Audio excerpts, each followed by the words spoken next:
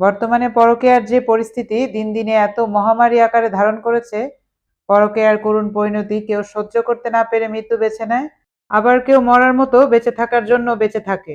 পরকীয়া ইদানিং এত বেশি বেড়েছে যে একটা পরিবার একটা সংসার কিভাবে যে ধ্বংস করে দেয়, আর সবচেয়ে ক্ষতিগ্রস্ত হয় হচ্ছে সন্তানরা।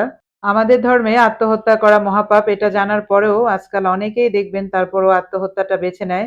বিশেষ করে নারীরা যখন একদম সহ্যের সীমা ছাড়িয়ে যায়, তখনই কেবলমাত্র তারা এই আত্মহত্যার পথ বেছে নেয়, কিন্তু এটা একদমই ঠিক না।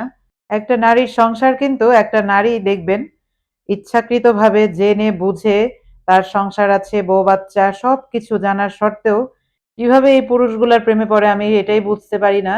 মানে তাদেরও তো চিন্তা করা উচিত যে আমি কিভাবে আরেকটা মেয়ে হয়ে আরেকটা মেয়ের সংসার ভাঙবো, বা আমি কিভাবে সুখে থাকবো।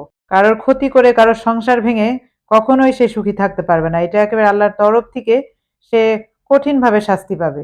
আলভির সাথে ইকরার সম্পর্ক করে বিয়ে, তারপর এত বছরের তাদের বিবাহিত সম্পর্ক, একটা বাচ্চাও তাদের আছে। তার ওয়াইফের কাছে সে বেশ কিছু জিনিস নিয়েই ধরা পড়েছে। সে নিজে থেকেই স্বীকার করেছে যে হ্যাঁ, মানে তার বউর প্রতি তার নাকি কোনো ফিলিংস নাই, কোনো ভালোবাসা নাই। তার প্রতি, তার ওই তিথি নামের মেয়েটার প্রতি তার সমস্ত ভালোবাসা সে নিজে মুখে স্বীকার করেছে। এইজন্য আসলে নিজের থেকে কাউকে বেশি ভালোবাসা ঠিক না। আর যদি ভালোবাসো তবে সেটা প্রকাশ করা উচিত নয়। অনেক মেয়ে আছে দেখবেন যারা নিজের থেকেও মানে স্বামীকে বেশি ভালোবাসে। আর কিছু বেইমান কাপুরুষরা আছে সেই ভালোবাসার সুযোগ নিয়ে বউটাকে একটু একটু করে কষ্ট দিয়ে মানসিক রোগী বানিয়ে ফেলে।